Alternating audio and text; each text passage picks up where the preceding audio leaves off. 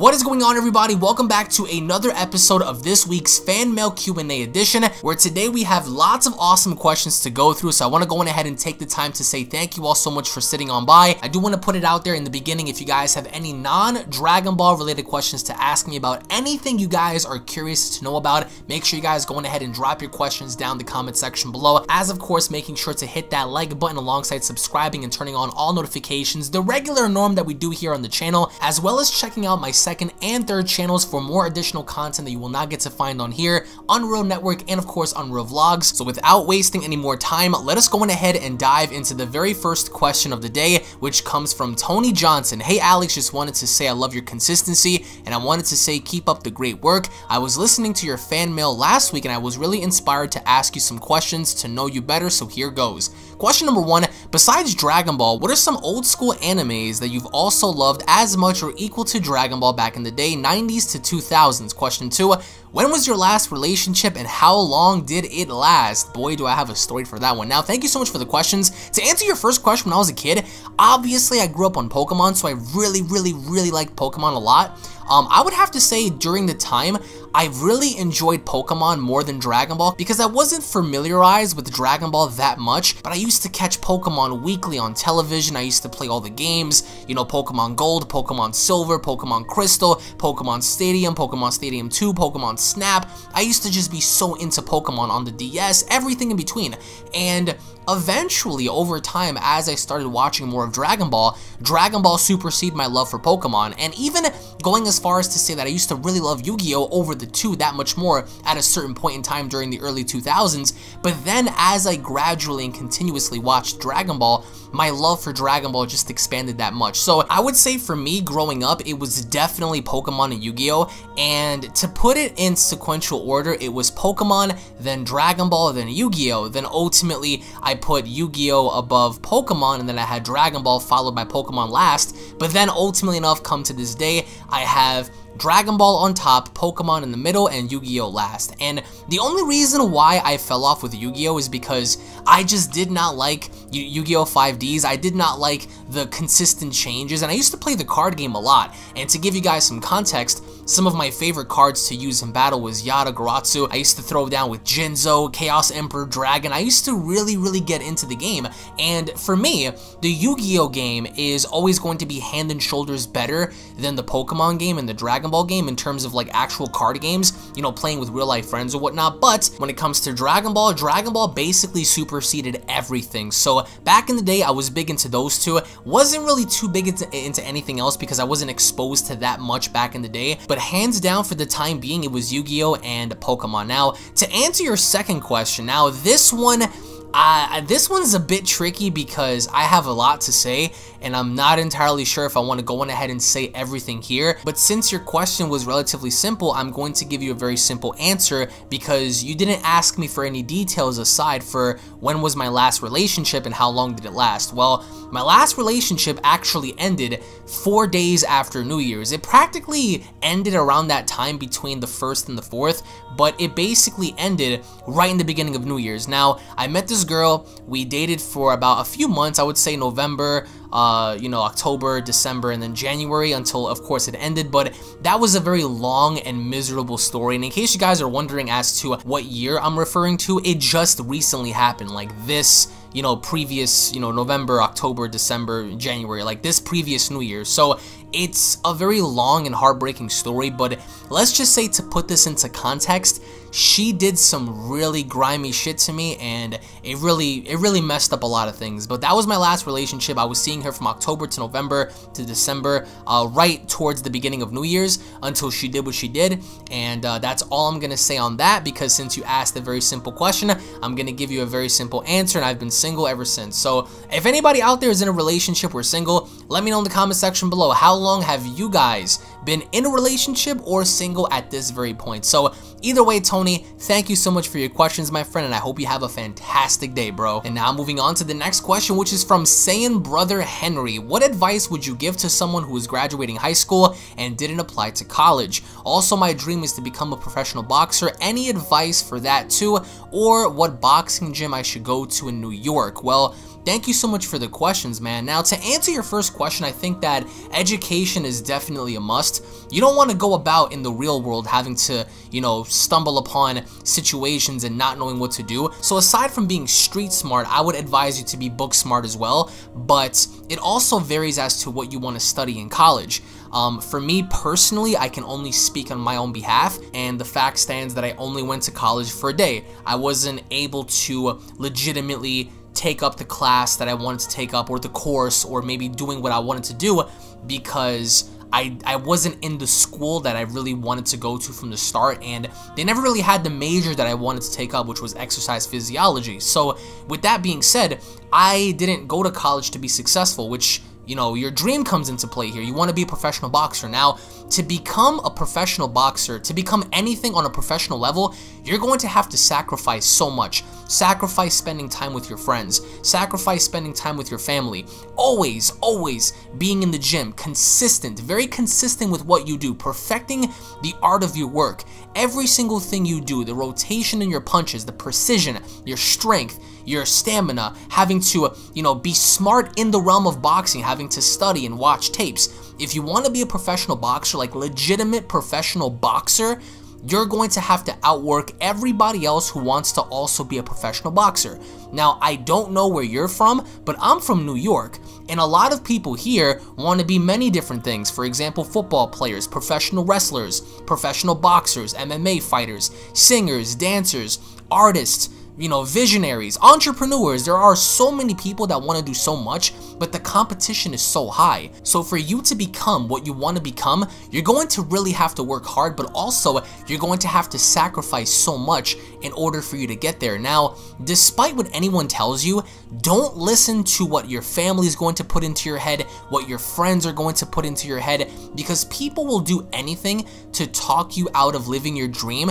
And granted, it may come from a good, you know, intentional standpoint, but also there are some people that are super spiteful and jealous and pathetic at life. They are literal definitions of losers that they don't want to see you succeed because they failed at life.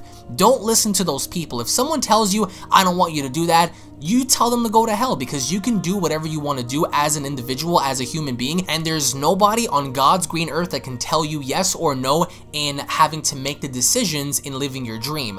So I would have to say, if you really want to come out of high school and trying to take up professional boxing, you know, start by going to some boxing, you know, dojos, try to train there. I mean, I would have to say going Golden Gloves is something that I do believe is a must in boxing. So I would highly advise you to, you know, set little side goals, especially if you're going to be in boxing. You know, try to get Golden Gloves from there, try to get into some indie boxing fights, try to be on the undercard. You know, prove yourself to your trainer, to your family, to your friends that, yo, you got this. And hopefully enough, I want to see someone like you on TV, and you could just shout me out, be like, yo man, Unreal, what's up? That'd be dope. But all kidding aside, I would have to say my advice for you is to excel, and guess what? You will fail. You will fail lots of times. No matter how much you think you will succeed, through those courses of success, you will stumble upon roadblocks, and it's going to be a challenge in seeing where you stand in terms of getting over these roadblocks. So don't listen to the naysayers, don't listen to the haters, fuck everybody who wants to downplay you as an individual. And I would have to say, for me, you know, motivate yourself by studying and taking the time to perfect your craft. One of my own inspirations, among many, are The Rock, Floyd Mayweather, and Floyd Mayweather, because even though he had the Mayweather name, he still worked so hard to get to where he was at. Even Mike Tyson, even though Mike Tyson made some pretty crappy decisions with Don King and, you know, some bad financial investments, at the end of the day, if you surround yourself with good people and if you motivate yourself enough to get by, you're gonna excel in life. And that's the best advice I can give you, because you are your only critic, and I think that if you were to take that into account and really focus, you're really gonna get somewhere in life. So either way, Henry, thank you so much for your questions, bro, and I hope you have a fantastic day, my friend. And now moving on to the next question, which is from Armin Matthews. Thoughts on horror movies? Good question, man. I love horror. Now, to answer that question, my thoughts on horror movies, it really varies. over the years, I've been a really big fan of the Conjuring series. The Conjuring 1 was really good. The Conjuring 2 wasn't all that great. Annabelle 1 really sucked, but Annabelle Creation was really, really good. And I'm really looking forward to watching The Nun. And, you know, for horror movies these days, I really enjoyed Lights Out, the Insidious series, but I just feel like it's very, very, you know, convoluted. There's so many things that go into horror movies that, you know, it's fairly obvious they want to scare you via jump scares and loud noises. The psychological aspect is no longer there, or at least for certain movies it is, and I'm really hyped to watch Halloween 2018 because I have high hopes for that. But for me, I don't really have a problem with horror movies. I love horror movies, but it's weird because, you know, when you watch horror movies these days, I mean, the expectation level is pretty high because you're expecting to see a good story, good acting, good visuals, and of course, you know, coming out of this being terrified. The one quality that I really enjoyed about Paranormal Activity was the fact that you knew that something was there and something was lurking in the shadows, but you weren't able to see it. You heard it, you can feel it, you can sense it, but you weren't able to see it. And I really enjoy movies like that because it's the unknown that can really, you know, mess with your brain. Like, for example, the Blair Witch Project, you know, having to know the fact that there is a witch out there in the forest, but you can't really see her because she's always hidden within the trees and it's really hard to point her out because you know she's there, but you can't really spot her. So I really do enjoy horror movies, and I cannot wait to see some of the big horror movies coming out this year. Actually, I was really hoping to watch World War Z 2, but I heard that that film is in production hell right now. Like, they don't know what they're doing. They're losing directors, they're changing some stuff, and you know, I really wanted to see that, but also various other things. Like, for example, many years ago, I remember they were supposed to drop the Friday the 13th film, and that movie ended up being canceled, and I was really disappointed on that. So for me, I really do hope that they produce some really good horror movies this year, because last year was pretty dope, but in terms of like horror movies, it really varies on like the genre, the slasher genre, the monster genre, the paranormal genre. Like, it all varies on like what. There are certain genres that suck, but there are other ones that are like really good. So either way, my friend, I do want to say thank you so much for your questions, and I hope you have a fantastic day, Matthews. And now moving on to the next question, which is from SRJ Rakesh. Who is your favorite YouTuber and why? Good question. Now, to answer that question, I have a few favorite YouTubers. I really do. My favorite of all time, my favorite YouTuber of all time, or YouTubers, are Raka Raka. I think that they are hands down the best content creators on this platform. I really enjoy Raka Raka. I hope that one day I will collaborate with them because they do what I used to do back when I was a kid, except on a much bigger budget, on a much grander scale, and in a much better way. And Raka Raka, they're also professional wrestling fans. They did, you know, parodies and skits, you know, doing wrestling stuff, and I really enjoy their work. I really am a huge fan of Raka Raka, and, you know, one of my goals is to actually get to meet them and engage with them one day. So hands down, they're my favorite YouTubers because their production and the stuff they put into their videos. For example, I remember some of my favorite videos were Marvel versus DC. It was Harry Potter versus Star Wars. They did a couple of wrestling events that were just brutal. You know, the obvious evil Ronald McDonald gimmick that they had. They had The Last of Us versus The Walking Dead. And I really enjoy the quality and the amount of effort they put in their videos because it resonates with me. And I really do enjoy that because that's what I wanted to do originally, you know, on YouTube, but I don't know how they pull off the stunts that they pull off. I would love to be a part of their videos and perform and do some of the stunts they do because I'm into that kind of stuff. So I really enjoy them. I also really enjoy the Syndicate project, Pro Syndicate, even though people will have, you know, their opinions on him and saying, oh, him and T. Martin did some really scummy stuff like 2 years ago, and they did, but Syndicate, I remember watching him from the Call of Duty days, and now he has a vlogging channel. So Syndicate is someone that I really do enjoy. His vlogs, or some of his vlogs, are really entertaining to watch. Like, for example, the holiday vlogs, those have always been my favorite, like New Year's and Christmas and stuff like that. But also there are other YouTubers that I actually watch and enjoy.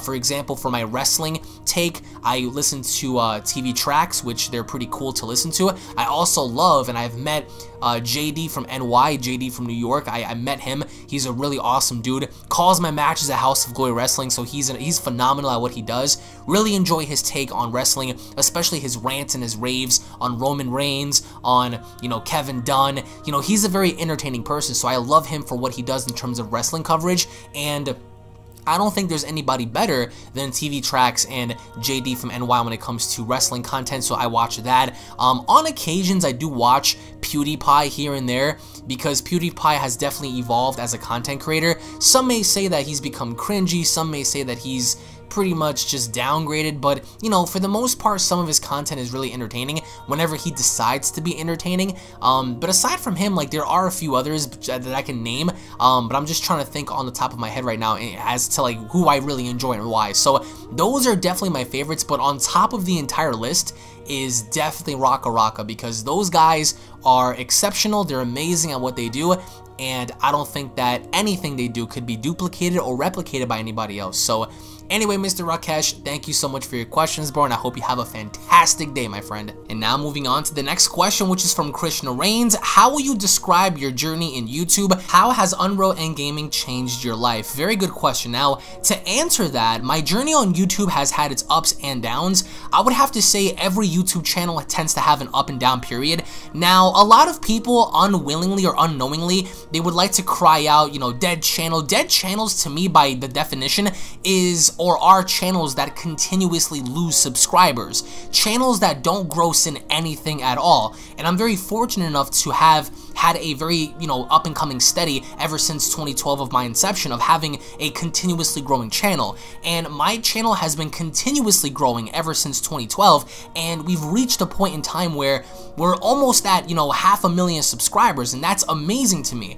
So seeing as how the journey has just been so tedious but yet amazing, it really makes me feel good. And UnrealEntGaming has changed my life for the better, because I was working a couple of shit jobs that really didn't do me any justice, and having to do YouTube full time, it really has impacted me in a very positive way, to where I can provide more, do more, and still have a safe haven in doing what I want, and that's create content. Now, there are certain periods where your channel may see a downside, and that just comes with the algorithm. Every single content creator is at a continuous battle with the YouTube algorithm. The YouTube algorithm is what determines whether or not your channel grows or not, and there are literally hundreds upon hundreds of millions of people on this platform, perhaps billions of people on YouTube, from different ethnicities, different races, different cultures, different backgrounds, different countries. So, you know, I'm very fortunate enough to have reached out to almost 500,000 people, even though my goal is to reach out to more. My end goal is to make sure to provide you guys with entertaining content, informative content, and content that you guys can look back on and just have a good time with. UnrealEntGaming has helped me for the better, because it allowed me to better situate myself at home. It's no secret that YouTube does pay, and my channel has paid very well, and it's paid off all the bills, and that's one thing that I really had a tough time with, are bills.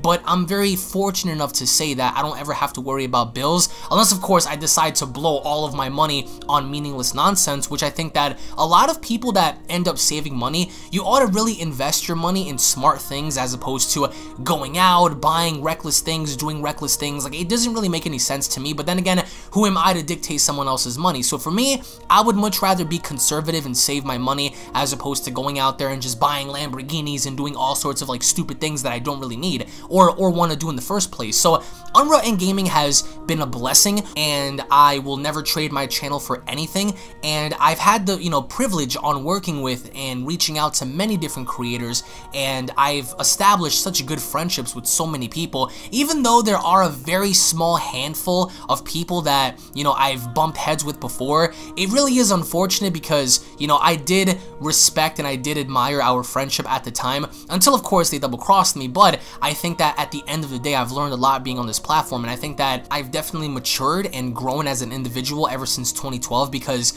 when I came onto this platform, I knew, but I didn't really know. You get what I'm saying? I didn't really know what I know now, and I wish I did, because back then I would have built my channel a little bit differently. But I'm very fortunate to learn, and I'm really happy that I can actually learn from my mistakes, because most people, when they make a mistake, they don't learn from it. They either go about it in a different way, or in a very negative way, or they become more hostile, whatever the case may be. I mean, I'm someone that has very thick-skinned, so no matter what someone says to me, it's not going to get to me, it's not going to go straight to my heart, but I will take criticism, constructive criticism, into consideration and better improving myself. And I feel like I've gotten so much better ever since 2012 going into 2013, 2014, 2015, 2016, 2017, and here we are, 2018. It's been an amazing journey. I'm very blessed and very fortunate to be here and have such an influence on so many people. So to that, I will say, for all the people that I've ever met, good or bad, friends or foes,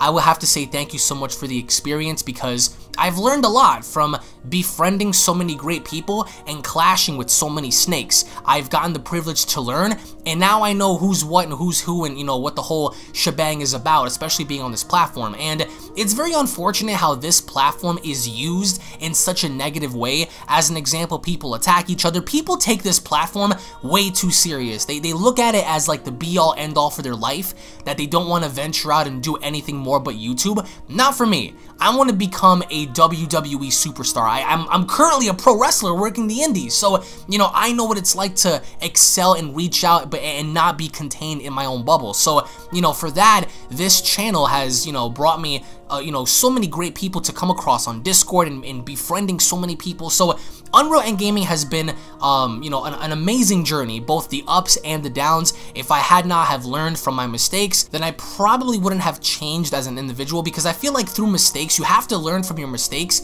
and I've learned in a positive way. So UnrealEntGaming has changed my life for the better, and I wouldn't take that back for the world. So thank you so much for the questions, Mr. Reigns, and I hope you have a fantastic day. And once again, everybody, I do want to say thank you all so very much for watching this edition of Fan Mail Q&A of the week. If you guys have any questions to ask me of your own, make sure to go ahead and drop your questions down in the comment section of this video, or make sure you guys check out my community tab. If I do post a thread on there for you guys to post your questions on, post your questions on there. Thank you all so very much for watching. If you guys have missed out last week's edition, make sure you guys go ahead and check it out again. Fan Mail Q&A is more or less to learn more about me and what I like, what I dislike, and getting to ask me anything you want. And again, the Dragon Ball Q&A stuff is something entirely different that, you know, separates itself from this. So if you guys have any Dragon Ball questions, that goes for those videos, and if you have any other non-Dragon Ball related questions, those are going to be on here. So thank you all once again, guys, for watching. Tune back in for more. I hope you guys have a fantastic day, and I'll be seeing each and every single one of you guys in the next fan mail video. Take it easy, everybody. Cue my outro, bitch.